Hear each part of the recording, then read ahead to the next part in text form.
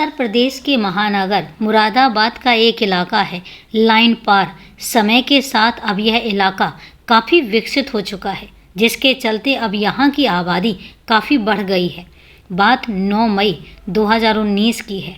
रात के करीब 11 बजे थे।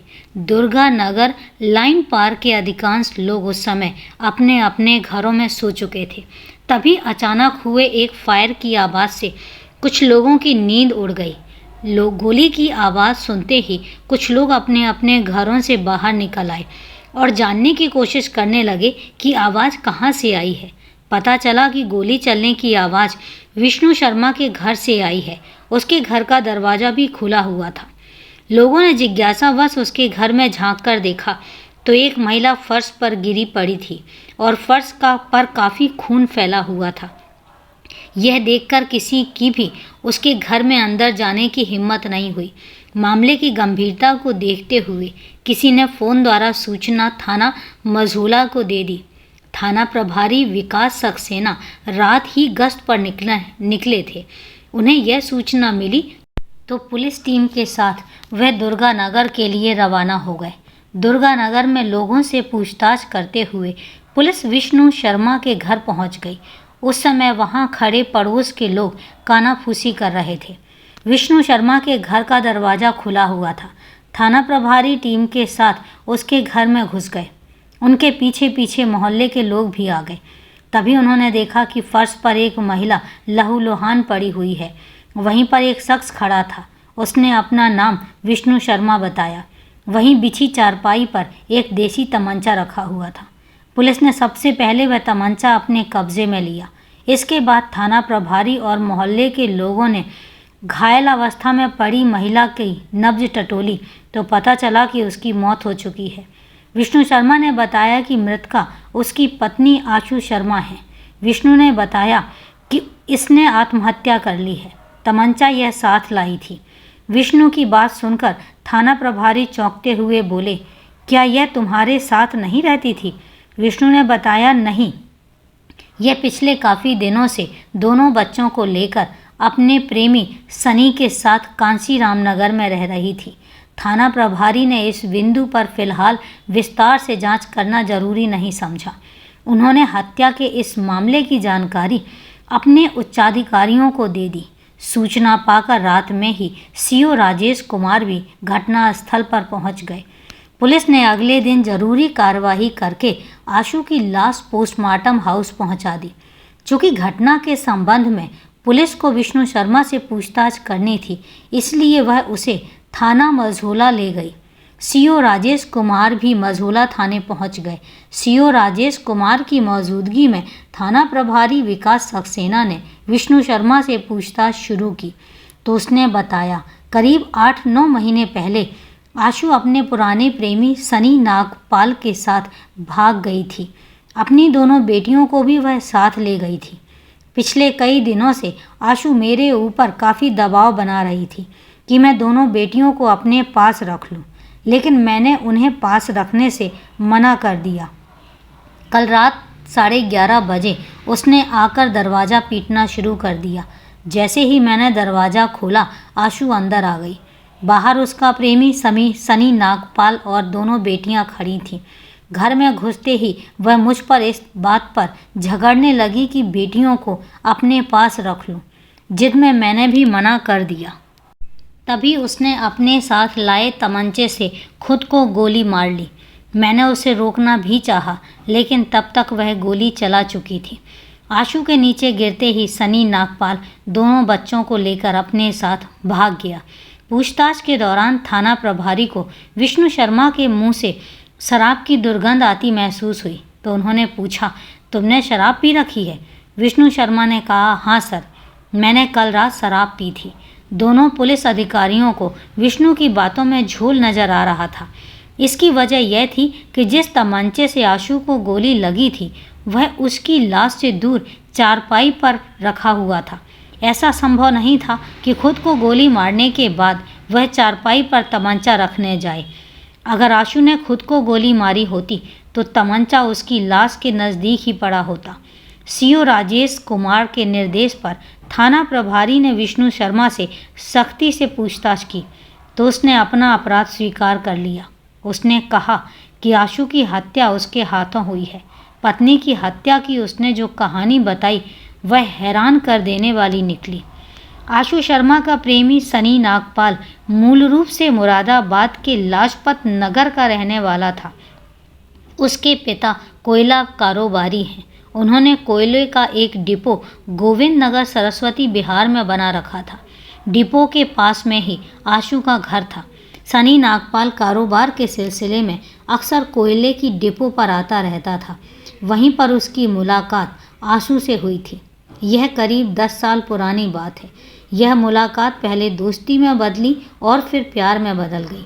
सनी नागपाल पैसे वाला था, इसलिए वह आशु पर दिल खोलकर पैसे खर्च करता था। इसी दौरान आशु के घर वालों ने उसका रिश्ता शहर के ही दुर्गानगर निवासी विष्णु शर्मा से कर दिया। विष्णु उस समय बीए में पढ़ रहा था। सन 2009 में विष्णु शर्मा और आशु का सामाजिक रीति से विवाह हो गया।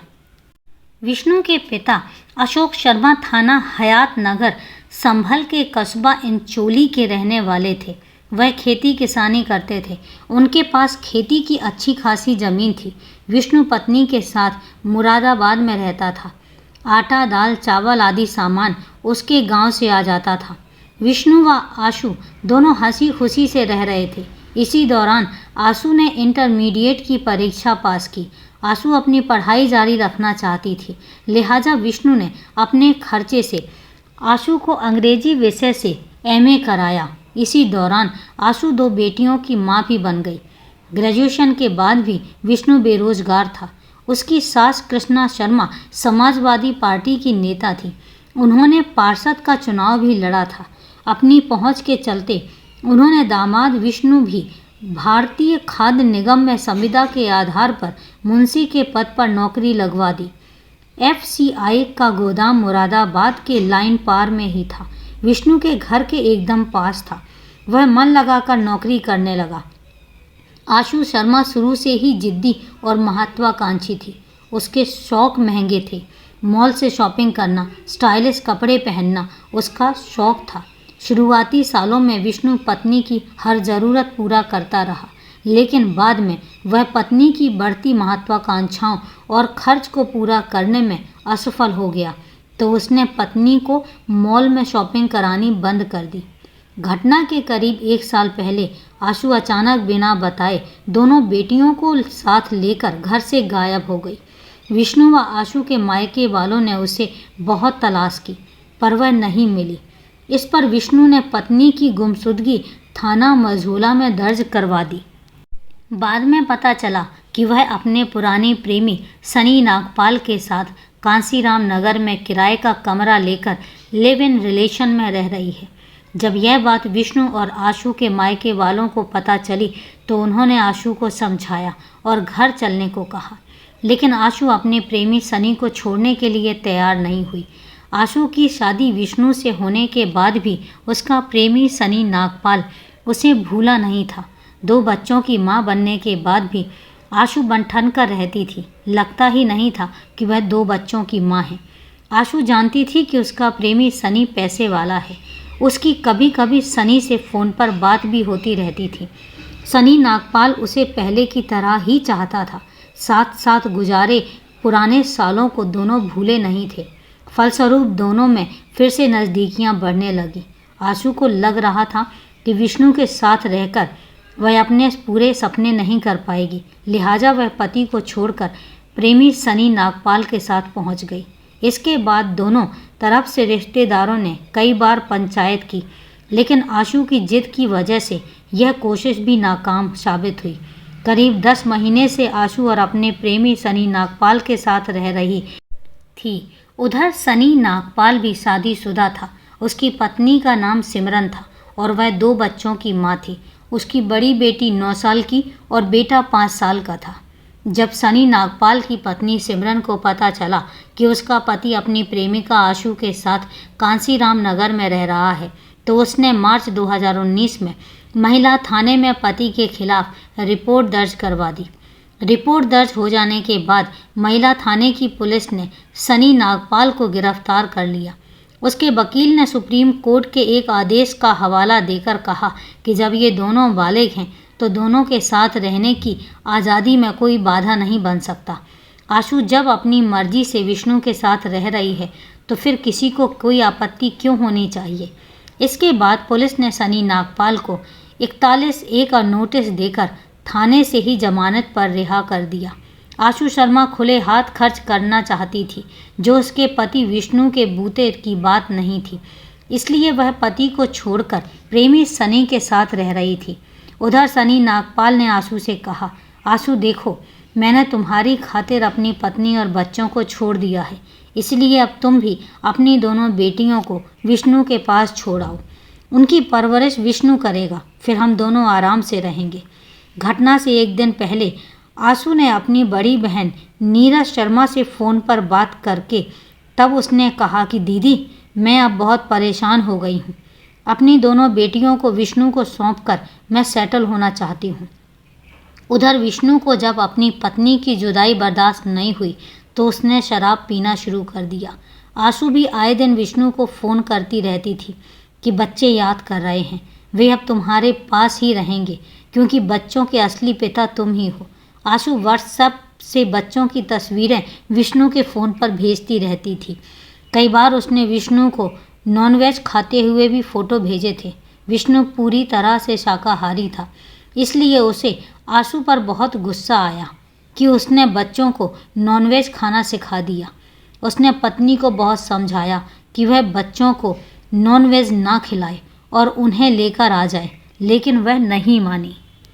घटना वाले दिन 9 मई 2019 की रात में आशु व सनी नागपाल ने दोनों बेटियों के साथ एक होटल में खाना खाया।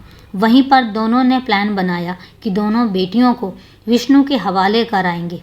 आशु बोली, रात घिरने दो, मैं जब विष्णु के पास जाऊंगी तो मेरी बात नहीं टालेगा, वैसे भी वह रात में ड्रिंक किए होगा, मेरी बात मान लेगा।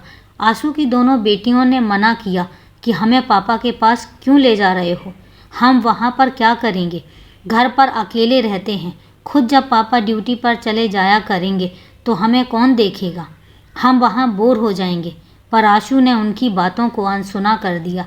योजना अनुसार सनी नागपाल व आशु अपनी दोनों बेटियों के साथ 9 मई की रात करीब 11:30 बजे विष्णु के दुर्गानगर स्थित घर पहुँचे। उस समय विष्णु गहरी नींद में सोया हुआ था। वहां पहुंचकर आशु ने दरवाज़ा पीटना शुरू किया। इससे विष्णु की नींद टूट गई। वह उठा, अपनी सुरक्षा के लिए अंटी में .315 बोर का तमंचा लोड करके रख लिया। उस समय वह शराब के नशे में था। दरवाजे पर पहुंचकर विष्णु ने आवाज़ लगाई, कौन है? तो बाहर से आवाज़ आई, मैं तुम्हारी पत्नी आशु हूँ, कुंडी खोलो, कुछ बात करनी है। विष्णु ने कहा, बात करनी है तो कल दिन में आना। तब आशु ने जोर देकर कहा, देखो कोई ज़रूरी बात करनी है, दरवाज़ा तो खोलो। विष्णु ने दरवाज़ा खोला तो देखा बाहर सनी, जिसने उसका घर उजाड़ दिया था, दोनों बेटियों को लेकर खड़ा था। विष्णु बोला, बताओ क्या काम है? आशु बोली, देखो मुझे सेटल होना है, बच्चियाँ तुम्हारी हैं, इसलिए इन्हें तुम्हारे हवाले करने आई हूँ। आज से तुम इन दोनों की परवरिश करोगे। विष्णु ने साफ मना कर दिया कि जो लोग मांस खाते हैं उनसे उसका कोई संबंध नहीं है, तुम ही बेटियों को मांस खिलाती हो। इस बात को लेकर आशु व विष्णु में बहस होने लगी। बात मारपीट तक पहुंच गई। दोनों में मारपीट व गुत्थम गुत्था होने लगी। तभी विष्णु ने अंटी में लगा तमंचा निकाल लिया। तमंचा देखकर आशु पहले तो घबरा गई, फिर उसने तमंचा छीनने की कोशिश करी। इसी दौरान विष्णु ने फायर कर दिया। गोली लगते ही आशु जमीन पर गिर पड़ी। कुछ देर छटपटाने के बाद उसकी मृत्यु हो गई। फायर की आवाज़ सुनकर मकान के बाहर खड़ा सनी उसकी दोनों बेटियों को लेकर भाग खड़ा हुआ। विष्णु ने तमंचा वहीं चारपाई पर रख दिया। विष्णु शर्मा से पूछताछ के बाद पुलिस ने उसे कोर्ट में पेश कर मुरादाबाद की जेल भेज दिया। उधर आशु का प्रेमी उसकी दोनों बेटियों को लेकर रात में ही आशु की बहन नीरज शर्मा के घर पीतल बस्ती पहुंचा। वह बोला, आशु का विष्णु से झगड़ा हो गया है, तुम इन लड़कियों को अपने पास रख लो। नीरज ने लड़कियों को रखने से मना कर दिया। आशु का फ़ोन सनी नागपाल के पास था। पुलिस ने फ़ोन किया तो फ़ोन सनी नागपाल ने उठाया। पुलिस ने पूछताछ की कि लड़कियां कहाँ हैं, तो उसने बताया कि लड़कियां मेरे पास हैं, पर उसने पुलिस को जगह नहीं बताई कि वह कहाँ हैं। थाना प्रभारी विकास सक्सेना के नेतृत्व में एक टीम सनी नागपाल को उसके फ़ोन की लोकेशन के आधार पर तलाशने लगी, लेकिन उसके फ़ोन की लोकेशन बार बार बदलती रही। इसके अलावा टीम उससे संभावित ठिकानों पर दबिश देने लगी। सनी गिरफ्तारी से बचने के लिए साईं अस्पताल के सामने कांसीराम गेट के पास पहुंच गया। वहां से वह दिल्ली भागने की फिराक में था। वह दिल्ली जाने वाली बस का इंतजार कर रहा था। तभी मुखबिर की सूचना पर पुलिस टीम ने उसे हिरासत में ले लिया। यह 19 मई 2019 की बात है।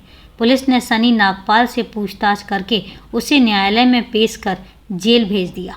तो दोस्तों, ये थी एक दर्दनाक कहानी, लेकिन सवाल यही आता है कि इसमें उन दो बेटियों का क्या कसूर, जिनको बेकसूर होने के बाद भी ताउम्र सज़ा मिली। तो दोस्तों, कहानी को लास्ट तक सुनने के लिए आपका तहे दिल से धन्यवाद। कहानी के बारे में आपकी क्या राय है, कमेंट करके ज़रूर बताएं। तो चले दोस्तों, मिलते हैं कल एक नई सच्ची कहानी के साथ। तब तक के लिए आप अपना ध्यान रखें, सेफ रहें, सुरक्षित रहें।